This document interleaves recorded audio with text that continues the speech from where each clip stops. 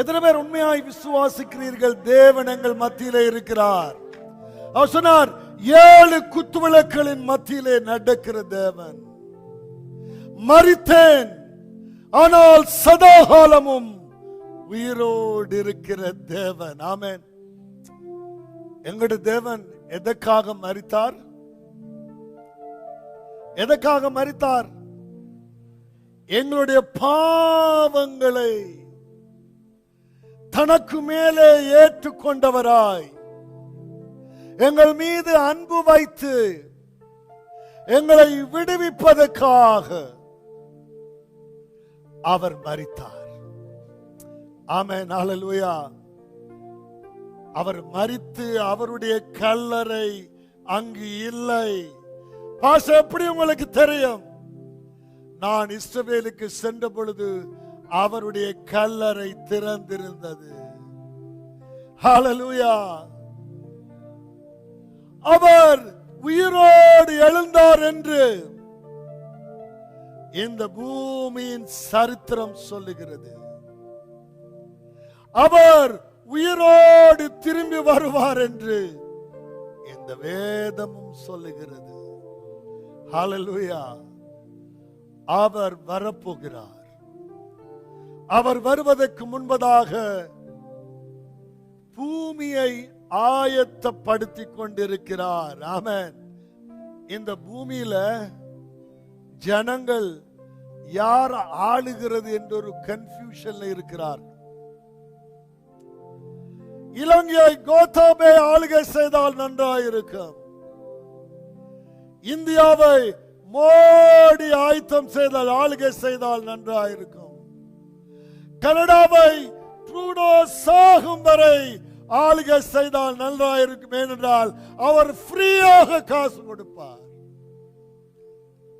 ஆமென், ஹல்லேலூயா. என்றெல்லாம் மக்கள் காலத்துக்கு காலம் அவர்களை நம்பி நம்பி நம்பி ஒருவர் மாறி ஒருவர் மற்றவர்களை இவர் நன்றாக ஆளுவார், இவர் நன்றாக ஆளுவார் என்று அவர்கள் எலெக்ட் பண்ணுகிறார்கள்.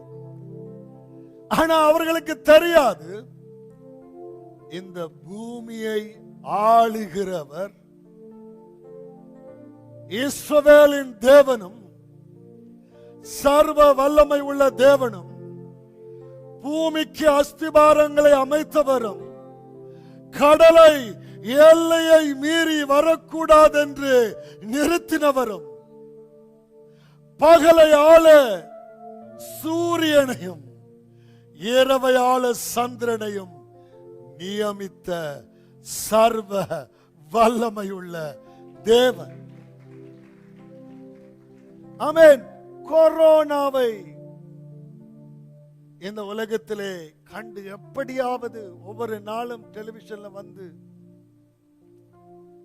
ஆண்டவர் எனக்கு நியூ இயர் சர்வீஸ்ல இந்த இடத்துல வைத்து சொன்னார், என் மகிமையை இந்த உலகத்துக்கு நான் காண்பிப்பேன். என்னுடைய மகிமை என்றால் நான் யார் என்பதை இந்த பூமி அறியும். ஆனா 3 மாதத்துக்கு பிறகுதான் எங்களுக்கு தெரியும் இந்த கொரோனா வைரஸ் எவ்வளவு கொடுமையானது என்று. இந்த ஆள்ல தொத்தி இந்த ஆளுக்கு வராம அந்த ஆளுக்கு போகக்கூடிய ஒரு virus, semantic. So what kind of virus is this? ஆளை பார்த்து அட்டாக் பண்ற வைரஸ். ஆமென். விஞ்ஞானம் வளர்ந்து இந்த ஃப்ளூ மற்றது வந்தா எப்படி என்ன செய்யுது என்று மனிதர்கள் அறிந்து அதற்கு மெடிசின் கொடுத்து அவருடைய சயின்ஸ் அறிவினாலே அதற்கு எதிராக மருந்துகளை கண்டுபிடித்து அவர்கள் அதை நிறுத்தலாம் என்று நினைத்தாலும் ஒரு வருடமும் ஃப்ளூ மெடிசினை எங்களுக்குள்ள ஏத்திட்டே இருக்கிறாங்க. ஆமென், ஹல்லேலூயா. ஆனா these viruses outsmart every human. because they don't know where it is coming from. Amen. Hallelujah.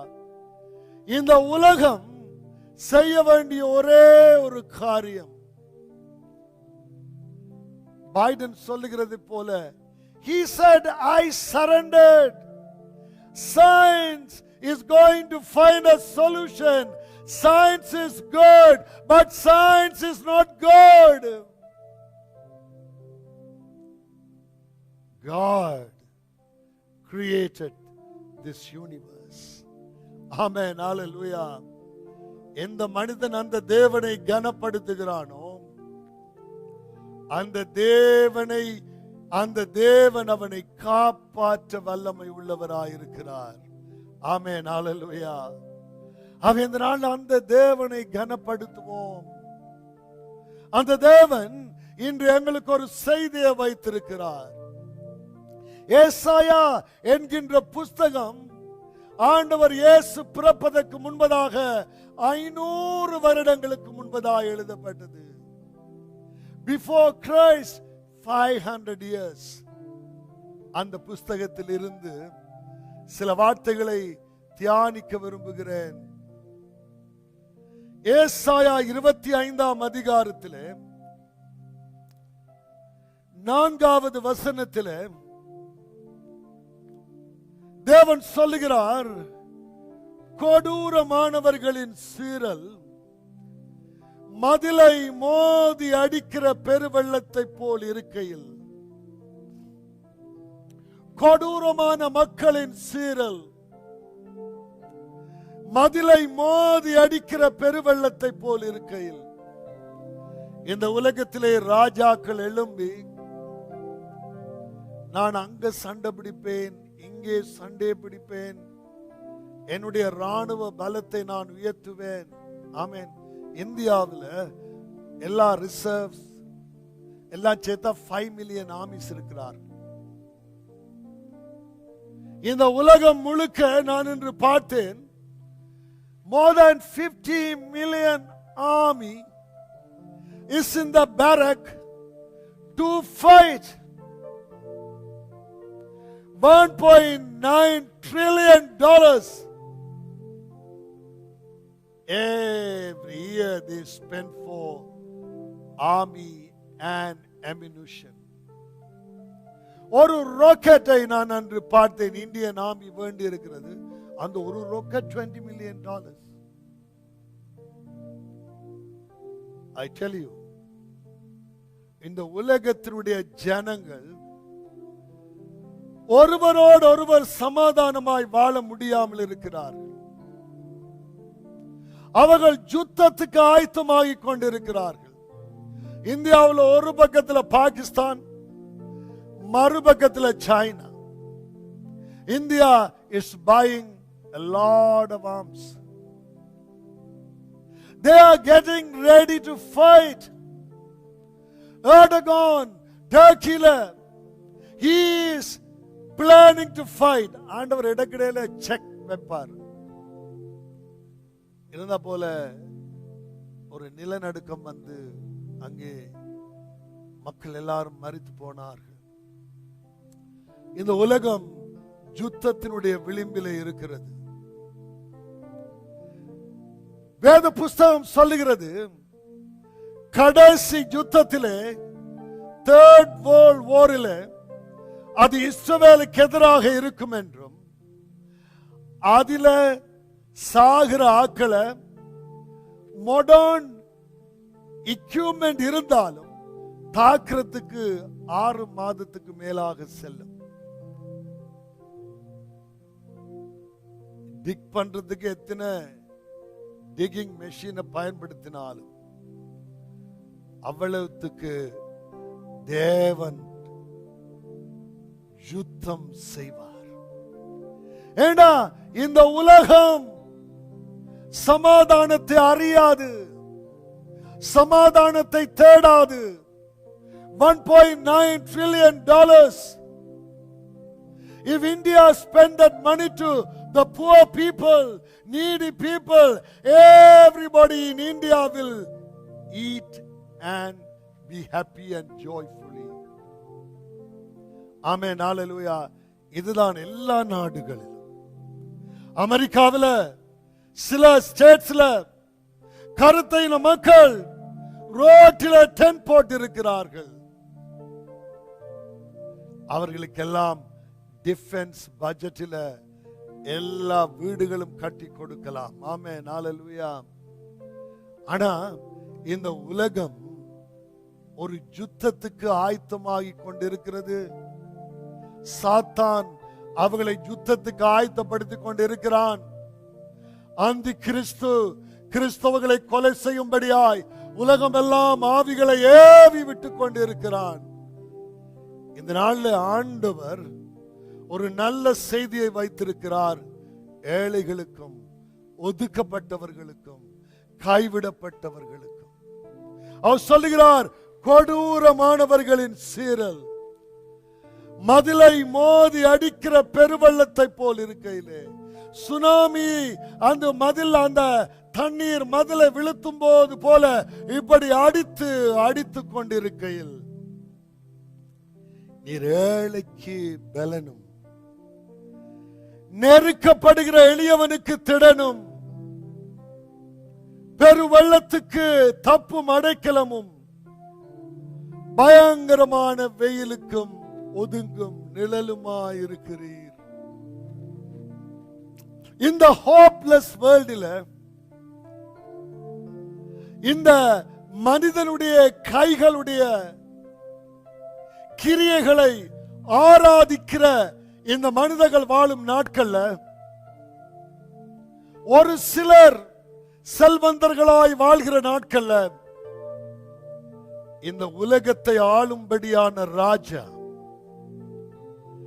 எல்லா மக்களும் பசிக்காமல் தாகத்துக்கு தீர்த்து ஒரு நிலையான நிரந்தரமான உண்மையான 1000 வருட அரசாட்சியை நிறுவ போகிற இந்த வானத்தையும் பூமியையும் படைத்த ஆண்டவர் இயேசு வரப்போகிறார்.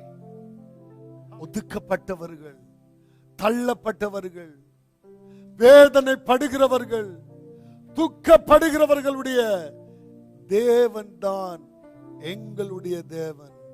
ஆமென். அவர் தேவனுக்கு சமானமாய் இருந்தும் அதை கொள்ளையான பொருளாய் எண்ணாதபடி தன்னைத்தாமே தாழ்த்தி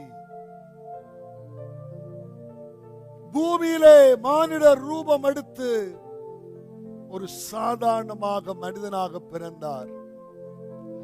அவமானமாய் நிந்திக்கப்பட்டார். நிர்வாணமாய் சிலுவையிலே தொங்கினார். ஆனால் இவர்கள் என்ன செய்கிறார்கள் என்று தெரியாதிருக்கிறார்கள்.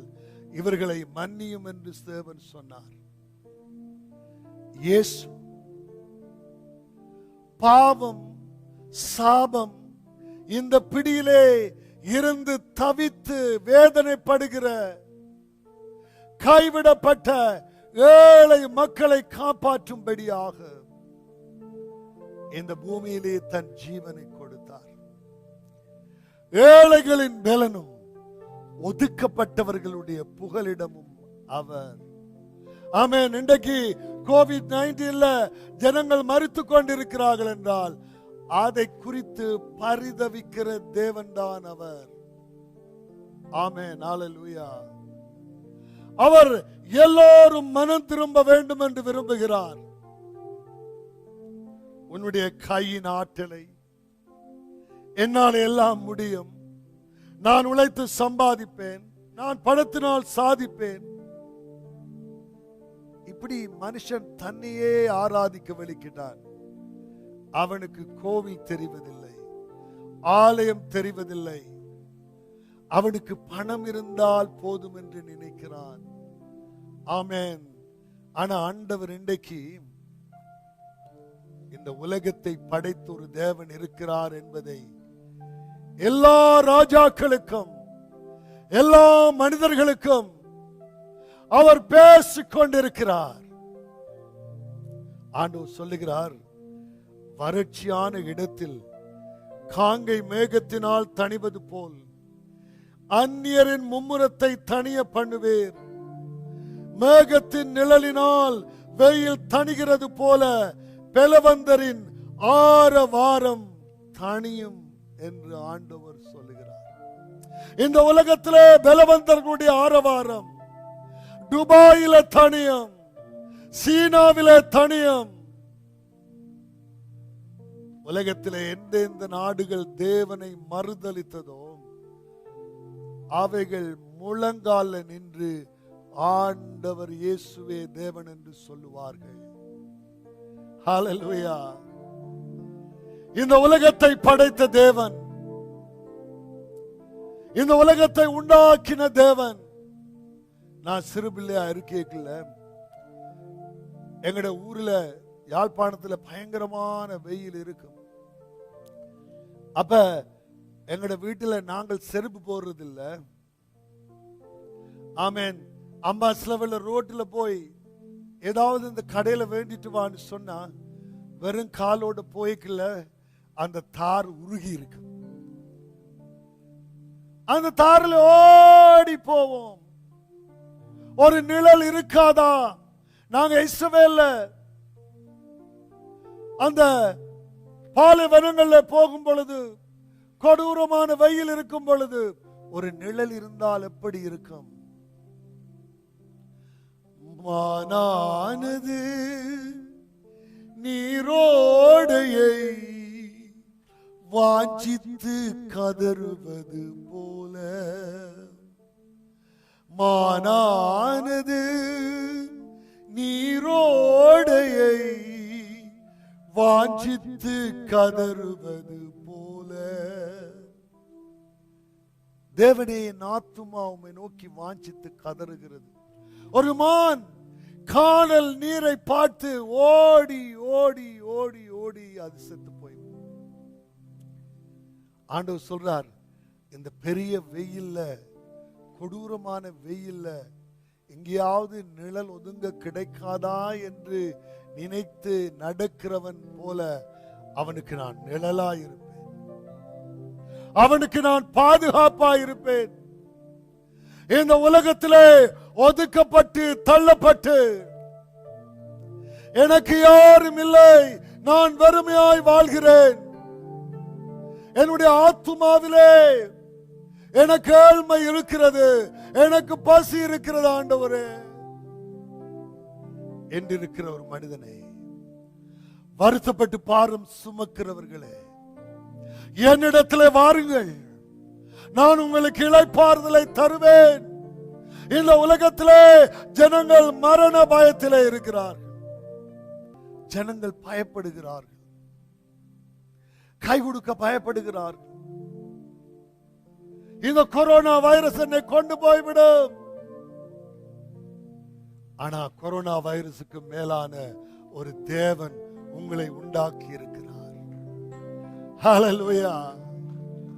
அவர் உங்களுடைய தேவன். ஆண்டவர் இயேசுவை ஏற்றுக்கொள்ளும் பொழுது அவர் எங்களுக்கு சொன்ன வாக்குத்தத்தம், இதோ நான் வாசல் படியில் நின்று தட்டுகிறேன், ஒருவன் என் சத்தத்தை கேட்டு அவன் உள்ளத்தில் என்னை ஏற்றுக்கொண்டால் நான் அவனோடு வாசம் பண்ணுவேன். காயமே கோயிலாக, கடிமனம் அடிமையாக, வாய்மே தூய்மையாக, மனமலி லிங்கமாக. ஆமென். தேவன் பரிசுத்தமான உள்ளத்தில் வாழ விரும்புகிறார். ஆண்டவராகிய இயேசு கிறிஸ்துவினால் என் பாவம் கழுவப்படுமேயானால், இயேசு சொன்னார், நானும் பிதாவும் பரிசுத்த ஆவியானவரும் உங்களுக்குள்ளே வாசம் பண்ணுவோம். What a promise! The God who created the universe, the God who created the man in his own image, said, if you live without sin, I want to come and live in your heart. And Paul said, it's a mystery that no one can understand, the love of God.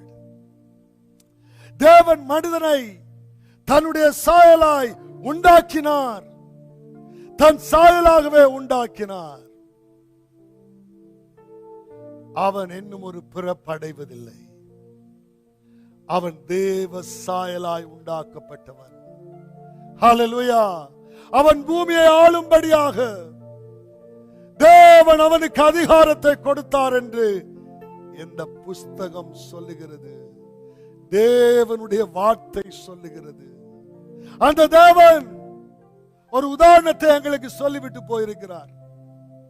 லூக்கா 14ஆம் அதிகாரம் 12வது வசனத்திலே, அன்றியும் அவர் தம்மை விருந்துக்கு அழைத்தவனை நோக்கி இயேசு, நீ பகல் விருந்தாவது இரா விருந்தாவது பண்ணும்போது உன் சிநேகிதரை ஆகிலும் உன் சகோதரரை ஆகிலும் உன் பந்து ஜனங்களை ஆகிலும் ஐஸ்வர்யம் உள்ள அயலகத்தாரை ஆகிலும் அழைக்க வேண்டாம். அழைத்தால் அவர்களும் உன்னை அழைப்பார்கள், அப்பொழுது உனக்கு பதிலுக்கு பதில் செய்தாகும்.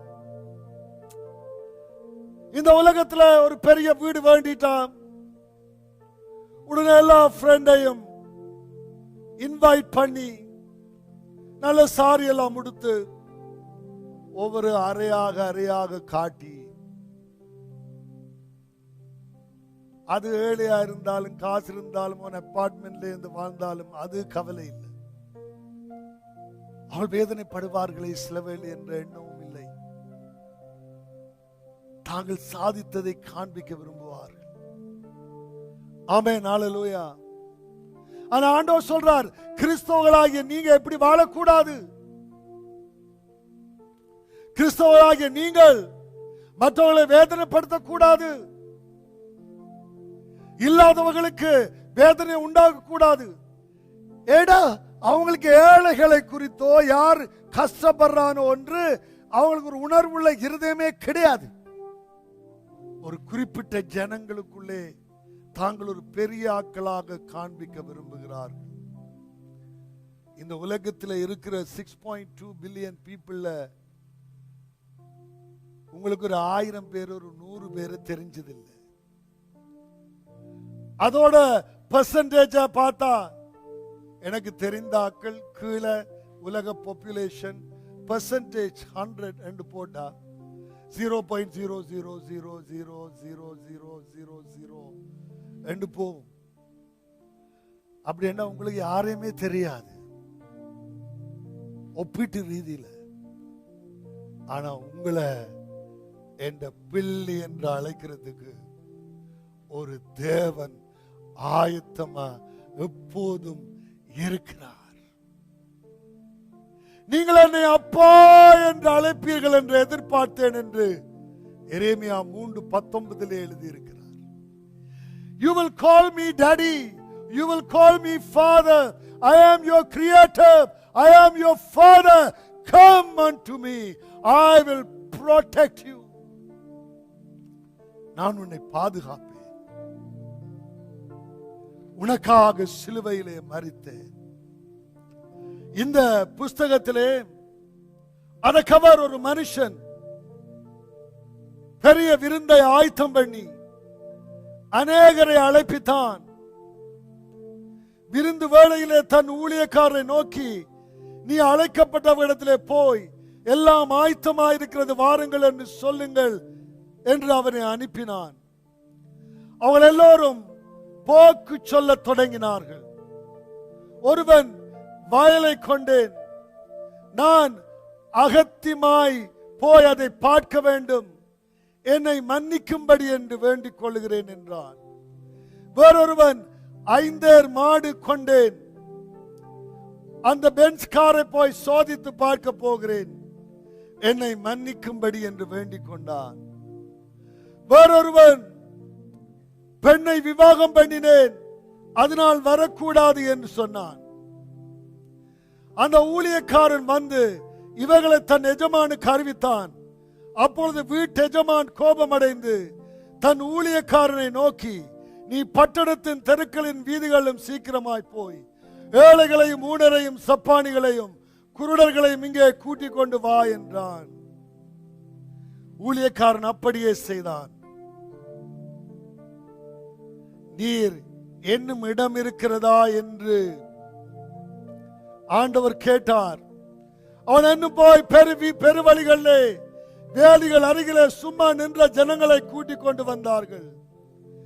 அழைக்கப்பட்டிருந்த அந்த மனுஷரில் ஒருவனாகிலும் என் விருந்தை ருசி பார்ப்பதில்லை என்று உங்களுக்கு சொல்லுகிறேன் என்று அவர் சொன்னார். அவர் அழைக்கிறார். இயேசுவினுடைய சுவிசேஷம் பரப்பிக்கப்படுகிறது. இயேசு அழைக்கிறார். அவர் யூதர்களை அழைத்தார். யூதர்கள் மத்தியிலே பிறந்தார். யூதர்களுடைய வீதியிலே பிரசங்கித்தார். அழைக்கப்பட்டவர்கள் ஏற்க மறுத்தார்கள். ஆனா இன்றைக்கு இந்த இடத்துல இருந்து நீங்கள் இந்த செய்தியை கேட்டுக்கொண்டிருக்கிறீங்களே, பிதா ஒருவனை அழைக்காவிட்டால் அவன் என்னிடத்திலே வரமாட்டான் என்று சொன்ன இயேசுவினுடைய அந்த வார்த்தையை பார்த்தால், உங்களை பிதா அல்லவா அழைத்திருக்கிறார். உங்களை உண்டாக்கின தேவன் உங்களை அழைத்த பொழுது அதை ஏற்றுக்கொண்டு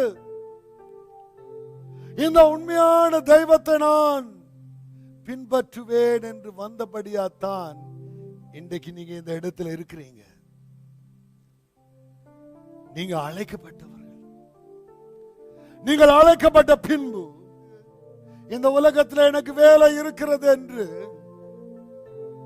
கிறிஸ்தவர்களா வந்தா பிறகு சாட்டு சாட்டு சொல்லுகிற அநேகரை நான் ஊழியத்திலே பார்த்திருக்கிறேன். இங்க சர்ச்சில் சுவிசேஷ ஊழியம் நடக்கும், அங்கே அவன் பேட்மிண்டன் அடிச்சு கொண்டிருப்பான். இங்க சுவிசேஷ ஊழியம் புதிய ஆத்துமாக்களை கூட்டிக் கொண்டு வாங்கொண்டு நாங்க சொல்லி கத்தி, இவர் என்ன சொல்றது சொல்லட்டும். ஆமென். ஏனென்றா அவனுக்கு தேவன் அழைத்த அழைப்பின் ஆழத்தை அறிய முடியவில்லை. ஆமென். ஹல்லேலூயா. இந்த உதாரணத்திலே ஆண்டவர் சொன்னார், நீங்க விருந்து கொடுக்கும் பொழுது ஏழைகளுக்கு கொடுங்கள் என்று சொன்ன பொழுது ஆண்டவர் அந்த இடத்துல ஒருவன் தேவனுடைய ராஜ்யத்தை குறித்து எப்படி இருக்கும் என்று கேட்ட பொழுது ஆண்டவர் சொன்னார், அழைக்கப்பட்டவர்கள் அங்கே ஆண்டவராகிய இயேசு கிறிஸ்து வரும் பொழுது அவரோடு போக முடியவில்லை. அவர் சொன்னார், அழைக்கப்பட்டவர்களோ அநேகர், தெரிந்தெடுக்கப்பட்டவர்களோ சிலர். எல்லாம் அழைத்து வந்து வேதத்தை திரும்ப திரும்ப கேட்டு, ஆனா நான் இந்த மாட்டில் ஏறி போறேன், இந்த வண்டியில், இந்த பென்ஸ்ல போகணும், இந்த கார்ல போகணும், இந்த இதுல போகணும், இதுக்குள்ள இன்வெஸ்ட் பண்ணணும், அதுக்குள்ள இன்வெஸ்ட் பண்ணணும், 500 வீடு வைக்கணும், அது செய்யணும், இது செய்யணும். நல்லதுதான். ஆனால் முதலிடம் எங்கள் ஆண்டவருக்கு தான் கொடுக்கப்பட வேண்டும். கலப்பையிலே கைய வைத்து திரும்பி பார்க்கிறவன் எனக்கு பாத்திரன் அல்ல. தேவன் சொன்னார், கலப்பையிலே கைய வைத்து என்னை நேசித்து எனக்கு பின்பாக வர விருப்பம் உள்ளவன் திரும்பி உலகத்தை பார்த்து பின்னிட்டு பார்த்த லோத்தின் மனைவி தூணாக போனாலே தேவா. பின்னிட்டு பார்த்த லோத்தின் மனைவி தூணாக போனாலே தேவா. என் உள்ளமோ இருக உம்மை, என் உள்ளமோ இருக உம்மை. என் உள்ளம் இருகமாய் உம்மை பின்பற்றி வரும். ஆமென். ஆண்டவர் சொன்னா, பின்னால பார்க்காத, கலப்பையில கைய வைத்த ஒருவன் பின்னுக்கு பார்க்க கூடாது. இன்னைக்கு ஆண்டவர் உங்களோட பேசிட்டு இருக்கிறார். இந்த COVID-19 காலத்துல நீங்க ஆண்டவரோட இன்னும் நெருங்கி வைஃப், ஹஸ்பண்ட், பிள்ளைகளாக குடும்ப நேரம் ஒன்றை நியமித்து ஜெபித்து ஆண்டவரே, ரகசிய வருகையிலே நானும் என் குடும்பத்தாரும் எடுத்துக் கொள்ளப்பட வேண்டும் என்று ஜெபிக்கிற நேரம் இது. சேனைகளின் கர்த்தர் இந்த மலையிலே சகல ஜனங்களுக்கும் ஒரு விருந்தை ஆயத்தப்படுத்துவார். ஆண்டவர் சொன்னார், இயேசு சொன்னார், இந்த 25ஆம் அதிகாரம் 500 வருடங்களுக்கு முதலாய் எழுதப்பட்ட ஒரு வார்த்தையை ஆண்டவர் இயேசு ஒரு உவமையாய் சொல்லியிருக்கிறார். கிழக்கிலும் மேற்கிலும் இருந்து வந்து ஆபிரகாம், ஈசாக்கு, யாக்கோபோடு பந்தி இருப்பார்கள். ஆனால் அழைக்கப்பட்டவர்களோ முறுமுறுப்பார்கள். தேவன் உள்ளத்தில் உண்மை இருக்க வேண்டும் என்று விரும்புகிறார். சும்மா போலியான வாழ்க்கை, மற்றவருக்கு முன்னால் ஒரு வாழ்க்கை, வெளியில போனா எல்லாம் பாவம், பொய், களவு, ஏமாற்றி, யாரை ஏமாற்றலாம், யாரிடத்திலே நான் ஏமாற்றி வாழலாம். தேவனுடைய வார்த்தைகளை துஷ்டமாக மதிக்கிற ஒரு கொடூரமான ஜனம் கிறிஸ்தவத்துக்குள்ள இருக்கிறதால்தான் இன்றைக்கு கிறிஸ்தவத்தை ஏற்க மறுக்கிறார்கள். இவனை பார்த்தால் எனக்குள்ள ஒரு மாற்றத்தை உண்டு பண்ணுவதற்கு என்னால் அனுமதிக்க முடியவில்லை. ஆண்டவர் சொல்லுகிறார், அங்கே சகல ஜனங்கள் மேலும் உள்ள நான் ஒரு விருந்துக்கு அழைப்பேன். அங்கே கொழுமையான பதார்த்தங்களும் பழமையான திராட்சை ரசமும் ஊனும் நினமுள்ள பதார்த்தங்களும் தெளிந்த பசுமையான திராட்சை ரசமும் நிறைந்த விருந்தாயிருக்கும். தேவன் இந்த உலகத்தை ஜெயம் கொள்ளும்படியாக வரப்போகிறார் என்று இந்த வேதம் சொல்லுகிறது. ஆண்டவர் சொல்கிறார், சகல ஜனங்கள் மேலும் அல்ல, முக்காட்டையும் சகல ஜாதிகள், Chinese, British, Korean, Indian, Sri Lankan, Egyptian, Israel, சகல ஜாதிகள் மேலும் மூடி இருக்கிற மூடலையும் என்ன மலையிலே அகற்றி போடுவேன். ஹல்லேலூயா. இயேசு வருகிறார்.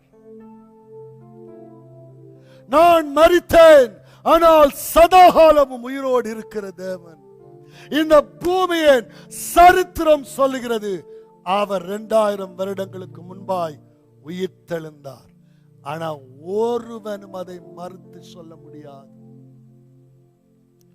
ஆமென், ஹல்லேலூயா. நான் வருவேன். எதற்காக வருவேன்? இந்த உலகத்தில் இந்த ராஜாக்களை ஆள விட்டால் அவர்கள் ஏழை மக்களை, இந்த உலகத்தை அழிப்பார்கள், யுத்தத்துக்கு ஆயத்தப்படுவார்கள். $1.9 trillion is being spent. 50 million, more than 50 million armies ready to fight. உலகத்தை அழித்து போடுவார்கள்.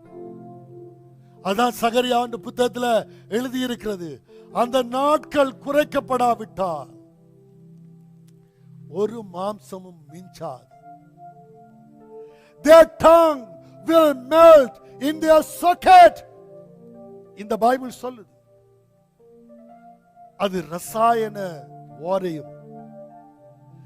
இங்கே அணுக்குண்டு தயாரிப்பதற்கு முன்பதாக எழுதப்பட்ட புஸ்தகம் இது. Their tongue will melt in their socket. If the days are not shortened, none of the flesh will remain. இதற்காகத்தான் ஆண்டவர் இயேசு திரும்பி வந்து நீதி உள்ள ராஜ்யத்தை இந்த உலகத்திலே உண்டாக்குவார். ஹல்லேலூயா. ஏன் இயேசு அவர்தானே எங்களை உண்டாக்கினார். மனிதனை உண்டாக்கின தேவன் தானே வர முடியும்.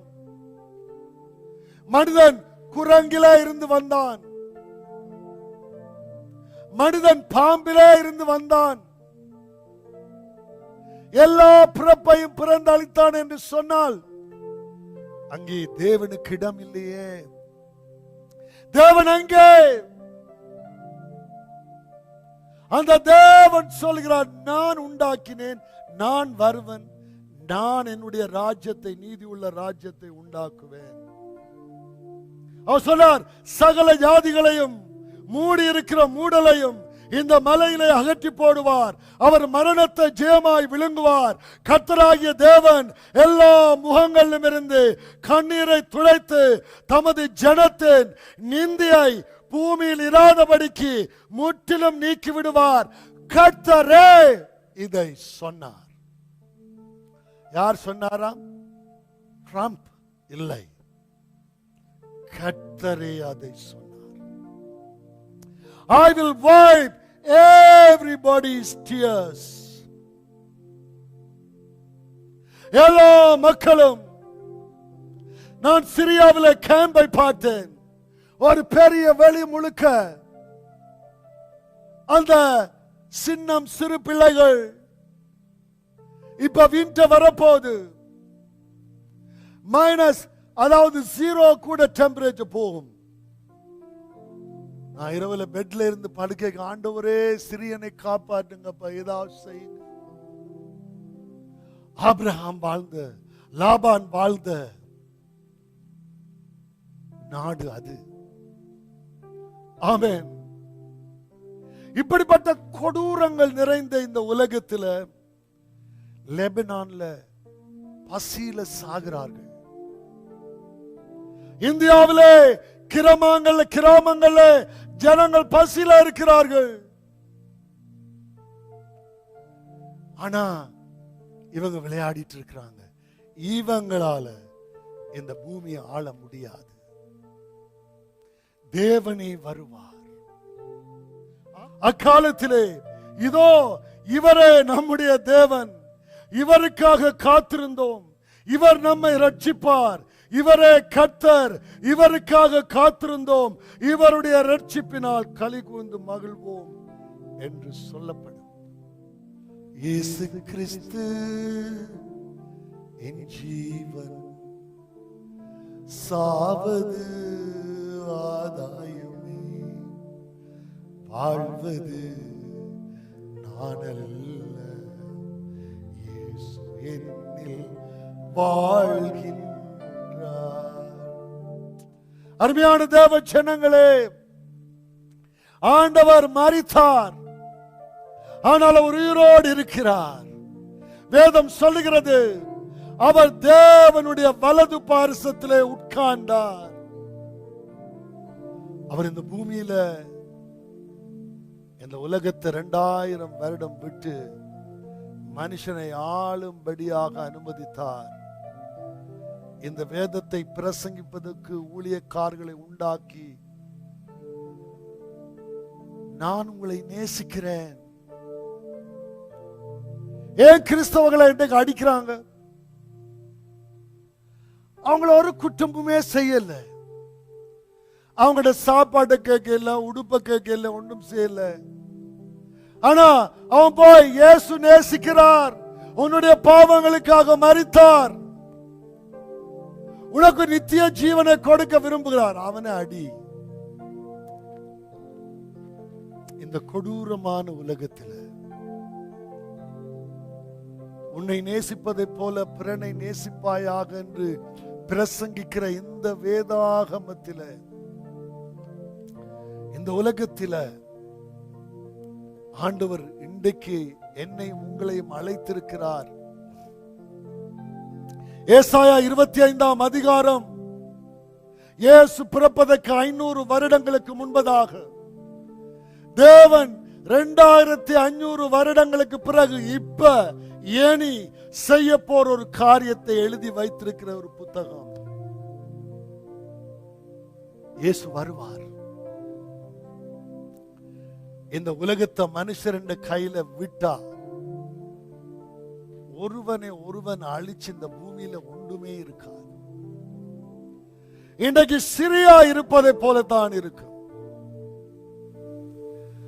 அவன் ஒவ்வொருவரையும் அழிக்கிறதுக்கான அணுக்குண்டுகள் எல்லாம் ஆயத்தமாயிருக்கிறது. தேவன் இந்த பூமியை உண்டு பண்ணினார் என்பதை அவர் நிரூபிப்பார். இந்த உலகம் அதை அறியும், அதை கேட்டுக்கொண்டிருக்கிறது. தேவன் பயன்படுத்திய 3 காரியங்கள்: பஞ்சம், யுத்தம், கொள்ளை நோய். தேவன் எங்களை எச்சரித்துக் கொண்டிருக்கிறார். மனம் திரும்புங்கள், ஏழைகளை கவனியுங்கள், உங்களுக்கென்று வாழ வேண்டாம். நீங்கள் விருந்து அழைக்கும் பொழுது எல்லாரையும் அழைத்து உங்களுடைய செல்வாக்கை காட்ட தேவையில்லை. ஏழைகளின் கொடுங்க, ஒதுக்கப்பட்டவர்களுக்கு கொடுங்க, புகலிடமாய் அவர்களுக்கு கொடுங்க. நான் பசியாயிருந்தேன், நான் தாகமாயிருந்தேன், நான் ஜெயிலில் இருந்தேன், நான் உணவில்லாமல் இருந்தேன். ஆண்டவரே, நீங்க எப்ப அப்படி இருந்தீங்க? இந்த ஏழை சிறியவனுக்கு நீ செய்தாயானால் அதை எனக்கே செய்தாய்.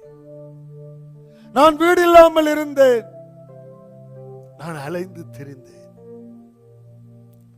ஆமென், ஹல்லேலூயா.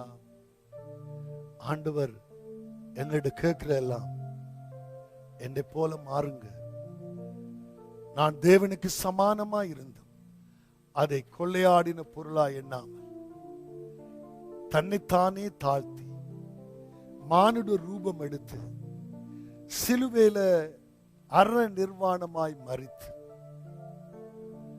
சிலுவையில தொங்கும் பொழுது, காலில் நோகும் பொழுது கையை இழுத்தார், கையில நோகும் பொழுது காலை விட்டு கொடுத்தார். 6 மணித்தியாலம் சகல சிருஷ்டிகள் அவர் சிருஷ்டித்த ஜனங்களுக்காக கிருபாதார பலியாக, பிரஜாதிபதியாக அவர் மரித்தார். அந்த தெய்வம் உங்களை அழைக்கிறார். Come unto me, I will give you rest. நீ அழைக்கப்பட்ட அழைப்புக்கு பாத்திரவானாயிருந்து உண்ட பேங்கை காலி செய்து ஏழைகளுக்கு கொடுப்பாயா? நீ கொண்டு வந்ததும் இல்லை, கொண்டு போக போவதும் இல்லை. யார் யாரெல்லாம் அதிகமாய் ஏழைகளுக்கு கொடுக்கிறார்களோ பரலோக பேங்கில அது அப்படியே இருக்கும் என்று ஆண்டவர் சொல்லி இருக்கிறார்.